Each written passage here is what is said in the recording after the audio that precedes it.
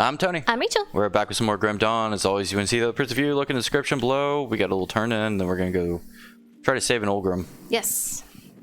With a pan, because... Ulgrim's pan? Yeah, he's a cook. He is a cook. Oh, here's a quest here. What are we prepared to do? Oh, we've already... yeah, we are. Actually, I'm really prepared.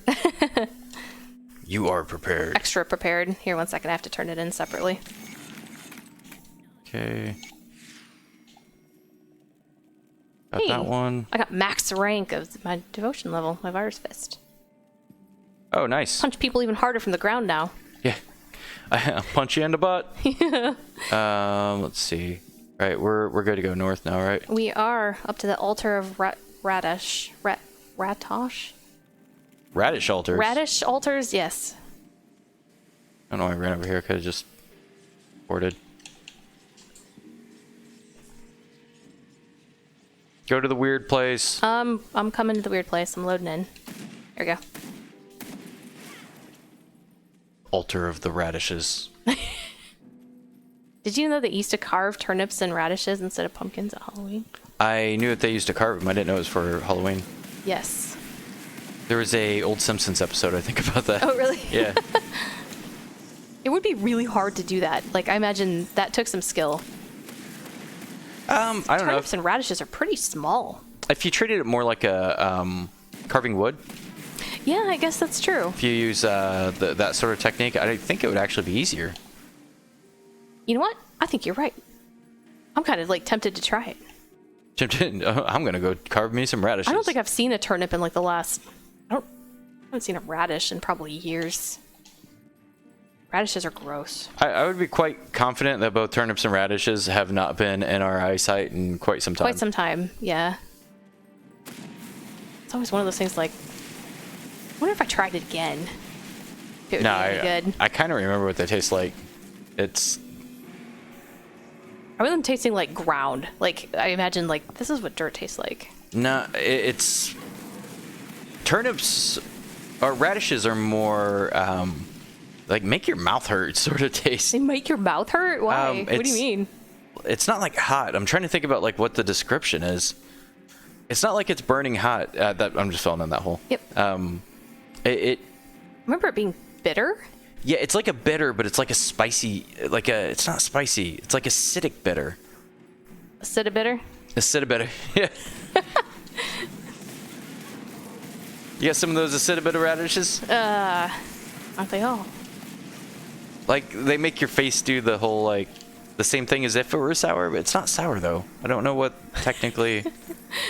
Someone in the comments, help us out. What is the word we're looking for? I remember my mom, when her friends used to come over, she'd cut up radishes and put them on a platter. Geez. As, like, a vegetable platter. We'd have baby carrots and stuff like that, and cut up radishes. I know. What are onions? Bad. Well, yes, but if like you were to bite into an onion, what is that? That is very... Oh, hello. Do you understand what I mean? Yeah. I don't know what is the word for that flavor. It's that kind of like it makes your mouth and face burn a little bit. Yeah. There's surely a word for that. Acidic? But that's where I went with acid in it. But I'm not positive what people call that. All right, we're gonna go in the hole. Yep. Go get an Ulgrim. Okay, let's go find Ulgrim. I'm gonna go purchase an Ulgrim. Ulgrim cannot be purchased. He's okay. I look like I'm. We're together with this one. Oh yeah, we are. I lost you and my peoples. Where are you? Right next to you, right here. Are you though? Yeah, actually I am. I'm right here. I actually am. I'm. Hello. Right next to you. I can prove it. I see weird bugs. Yep. Oh, there's a... I'm making not volcanoes. I'm making volcanoes too, but I'm making meteors. Meteors. I made the other things you said too. You did. You make a lot of things that are very searing. I can make fire tornadoes. I can make fire volcanoes. I can make fire... It's like... Shrimp cocktail. Yeah. Shrimp potatoes.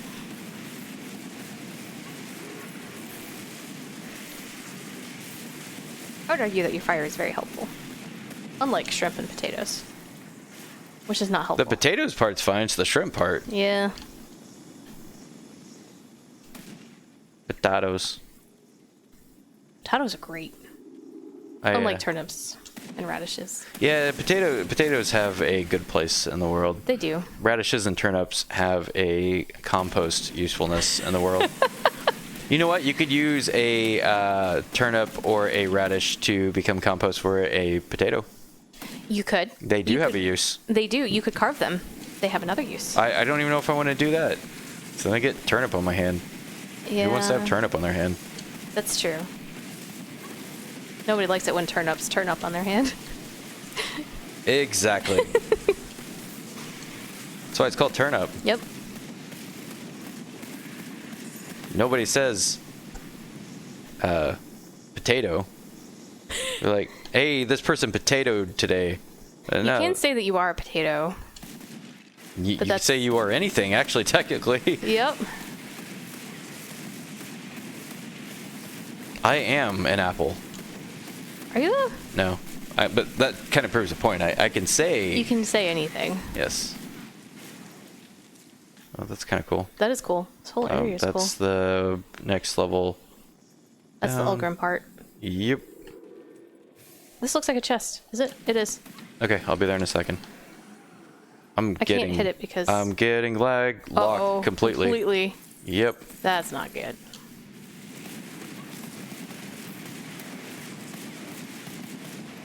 I don't know why it started doing that more recently. I know so the engine that this is built off of a what was the name of the game? Oh, I for some reason cannot remember the name of the original game this engine was built from. Still exists. It's whatever. It was built off of that engine, and that engine was never quite optimized. It had some performance aspects to it. Huh. Seems it's mostly been really good. I mean, we've played how many hundreds of hours of this game? So they can't do certain updates with this. From my understanding, I have not actually been in any involvement with the development, so this is just strictly from my non-interactive understanding that there's limitations on the development because pieces of it just aren't optimized in a way to where they can add certain pieces in. Oh, okay. And it's kind of locked that way? I keep spiking every few seconds right now. Same. It's not locked that way. It'd just be redeveloping the engine. Which is more than just adding it's not adding, it's a rebuild. That sounds like that would take a lot of time. Sounds complicated. Well, yes and no. Yes, as in it would take time. The complication, there are complicated individual aspects to it, but the overall thing it's mostly a time investment. There's enough engines built out there that understanding what a good engine capabilities need and stuff like that anymore are, I wouldn't say easy, but they're at least somewhat understood. Okay. Like how to optimize out certain pieces, and a lot of open source stuff out there now too that you can pull from. That's nice. That's why one of the things, actually, for people listening, if any one of you want to become a game developer, that isn't a thing. There are multiple jobs that are game developers, and there's many different pieces, and I think a lot of people want to become game developers, and they're not properly guided upon to do this. I wish I could point to a good direction with this. I only know it because I've done some game development stuff, and I got friends of mine that are in game development. But it's one of the one of the big confusions is there is, when it comes to the pipeline of making a game, there's not typically a role. One person, I went the wrong way. One person can take on many roles. It doesn't mean that job typically exists as multiple roles. So like an engine developer is a job. The person that develops engines, not games. But it's an integral part of game development, probably. Oh, well, it's fundamental. Like, it's a fundamental aspect. But it's like someone saying, I want to be a software developer, but I want to make an operating system. It's those are, yes, a software developer makes operating systems, develops operating systems in the core kernel and stuff like that. But that doesn't mean that that's the same thing as a software developer, maybe like somebody that's doing a web interface or doing some platform code or even drivers, things along those lines. So like game developer is not a job. There are a list of jobs that fit underneath game. It's like saying I want to become a doctor. Yeah, there's all different kinds. Yeah, like there's not a job called a doctor. There is a lot of jobs that consist of being a doctor. And I think that's one of the big confusions from people wanting to get into game development. They think that, hey, I want to make a game, which means I need to go learn all of the engine stuff, and I need to go learn all of the pieces about building it from the ground up. Mm-hmm. And the reality is, it depends on what you want to do. If you want to develop engines, then yeah, go learn DirectX or why am I spacing? OpenGL. Go learn how to develop in those things. But if you want to learn how to make games themselves, go learn an engine. Go learn Unity. Go learn Unreal, Godot, or Godot, depending on who you ask. I think it's properly pronounced Godot. I was going to say, is there a correct pronunciation there? I've seen somebody talk about it, and I can't remember what they said. It's either Godot or Godot. Can't remember which one they actually said was the correct one. Go learn one of those engines, because then you'll actually get into making a game as opposed to making the engine for the game. Because if you start making an engine fresh from a game, you're going to spend most of your life trying to get that engine up to a point that's decent. As a solo developer trying to do something like that.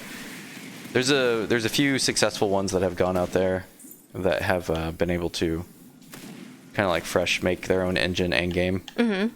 But I imagine that's pretty rare. Yeah, it's pretty rare. It's also really costly. So there's a large that's not a. It is actually. Oh, hey, okay, never mind. There's a large cost to entry on. Basically, what if you could hire someone that would do that entire piece for you? Would you do that and have that done? If the answer is yes, then just go get an engine, because that's what an engine is. Mm. And then, like, understand the licensing systems for the different engines on how to actually use those, and like what's the gate to entry, what's the accessibility, what kind, do you want to do mobile, do you want to do platform, do you want to do web? That still is a thing. Web game? Yeah, web games. Huh. I didn't realize that was still a thing. I thought that kind of died out. Probably going to become more of a thing actually in the future, possibly. Huh. Based off of some WebKit stuff that's coming up. WebAssembly and stuff like that's opening up some platform code to being able to exist. I keep hitting the wrong button there. So anyways, there's a bit of a tangent thing, but yeah. That is interesting. There's a lot to it for sure. There is a whole lot there's stages, and one of the big things is like, if you are doing a 3D game, you need to understand how to do 3D graphics. So like we do stuff in Blender. Mm-hmm. Or you have to learn Maya. That's another option for a solution to the 3D graphics piece. But also potentially needing to understand how to do sculpting. So you might need to learn ZBrush, but we also do our sculpting inside of Blender as well. We do. And then retopology, like that's an entire line in its own right to learn how to make all of those pieces. And if you go down that line, you might just get stuck there forever and never actually get to making the game, as opposed to like buying assets or hiring someone to do that. Mm-hmm. Or you might just find that you like one of those paths and want to stick with it. Yeah, but that's very. But if your goal was like, hey, I want to make a game, right? You might end up in a place that's just not even making a game. That's just the path. Don't open that yet. Oh crap! I did. I was already opening it when you said don't. Sorry. Did you go through? Nope. Okay, then you're good. I'm right here. Okay, we should be good there. Okay. Can we go through now? Yep. Can't remember what fight this is. I don't either. Let's see, I'm gonna take the north. Okay, I'll take the south. Oh, where are you? Oh, you're right here. Hey, hello. Hi. I put circles on your feet. I'm gonna stand in the circle that you put down. I'm gonna keep him faced back this way. You keep him I think he does waves, but I don't recall perfectly. Ooh, it hurts.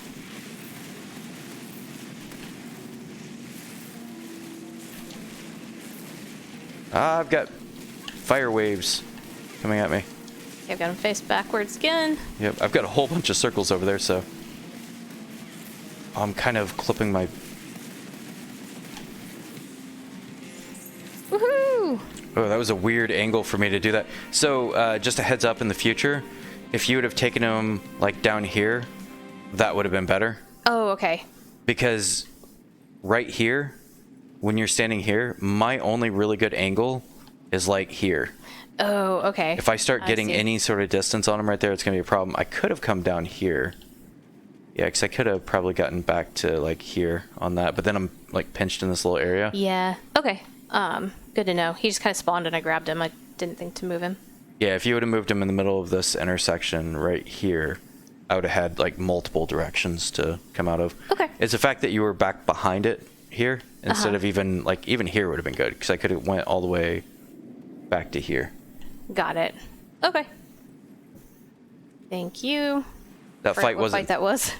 Huh? I had forgotten even what that fight was. Yeah, it wasn't bad. This is fire damage too, so like I don't really take too much fire damage. Yeah, he was hurting me quite a bit, but your fire damage is capped, right? It is. I don't have as much as you though. Yeah, I'm like way over max. But that makes sense for myself and the things I do with fire. You do a lot with fire, like a whole lot. Where is the entry? Yeah, it's kind of hard to see. Yeah. I'm looking at the mini-map. I'm not actually looking at my character. And there's Ulgrim. Oh yeah, this is the spot where we need to smack Ulgrim. Yeah. Let's see. What's the path that we normally take? Snap out of it. Let's see. I think you have to listen to me. You're in trouble. I think is what we did.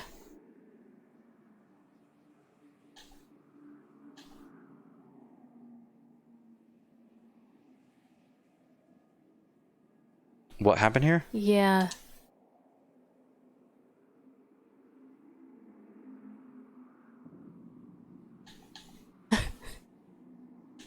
Snap out of it? Yep, let's do snap out of it.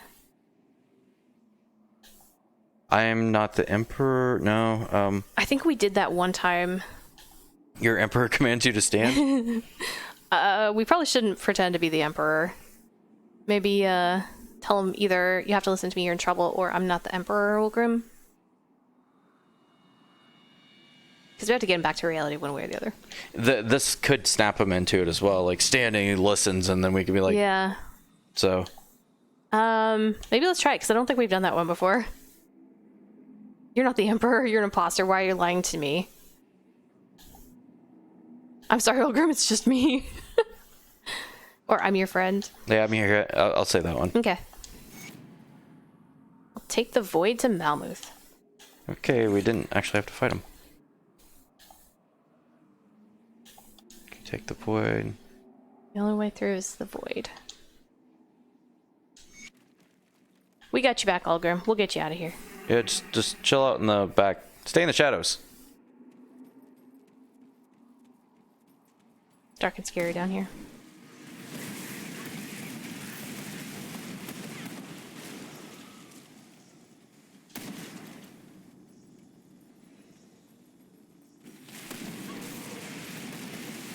That dude ran past me right to you. I did my war cry. Maybe that's why. Oh, yeah, probably. Ooh, did you lose a lot of health? Nope. I heard a heartbeat noise. Nope. Is that me? I don't know. I'm not sure. Go this way. Can't fire through walls. Come on, you got fire bullets. They should go through everything. I don't think that's how fire works. Fire doesn't go through everything. It goes through darn near everything. No. Inaccurate. Actually, I'm gonna have to go with no. No? No. It goes through a lot of things. It goes through a lot of things. It does. There's a very large portion of things to where it's like, oh, fire? No. Unless you wouldn't have a stove. That's true. You couldn't have a stove. That's true. I mean, you could. It would just be one-time use stove. Not and a one-time efficient. use house. Yeah. Right. Am I locked up? I am.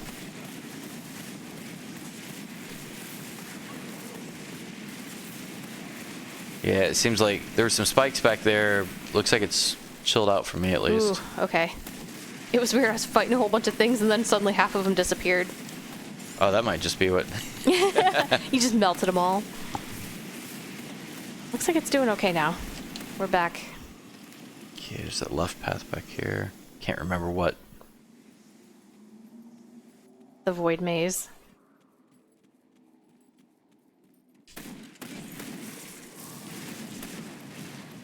Iron bits. I made it explode. You did?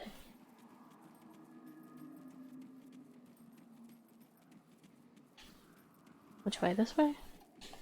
Ooh. Yeah, it's like a center altar thing. That looks fun. Oh, hi guys. They're like, hey, what are you doing at the altar? You guys are really big to be like popping up out of the ground. I feel like you should like come out of something else, or are there size limits to what can come out of the ground? yeah, Yeah. there actually are.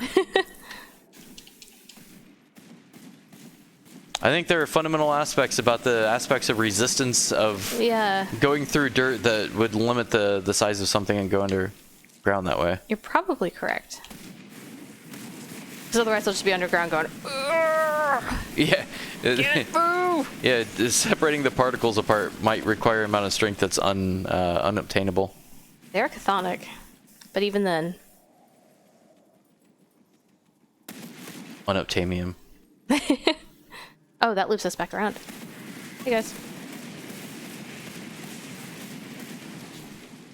Okay, northwest.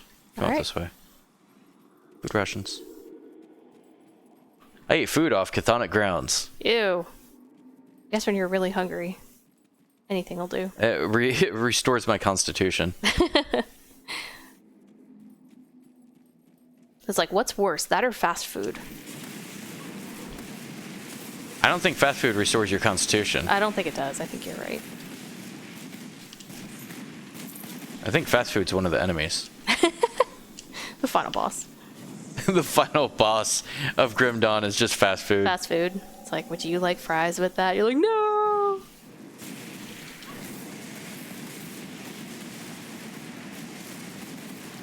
Now fast food's doing that thing to where it's like, we try to look like we're healthy. Yeah, exactly. You want a salad? Okay, there are 1,800 calories in this salad. Yeah, like, how the what? hell did you manage to do that? Exactly. All you gotta do is put lettuce in a bowl. And you guys managed to go, that's not good. Let's add some calories to it. Yeah, exactly. It's like we soaked each piece of lettuce in sugar water for 12 hours. Yeah. Because you look at it and you're like, how is this is like the size of my hand. How is this 1,800 calories? Yeah, it's also a little amount too. Yeah, you can get like a Caesar salad, just like basic Caesar salad, and that's not hardly anything, but a fast food Caesar salad. Yep. Somehow. Yes, somehow. They've managed to, calories. Like, it defies the laws of physics about how many calories they can pack into. That's right. All right, going in the hole. All right, let's go in the hole. Or out of the hole, I guess. Hey, Ulgrim. Hey. All right, let's end this one here. Next time we'll pick it up. We're going into the Lone Watch and then that nice big field area. I've been around this place so many times. You have. We'll see everybody then. Bye. Bye.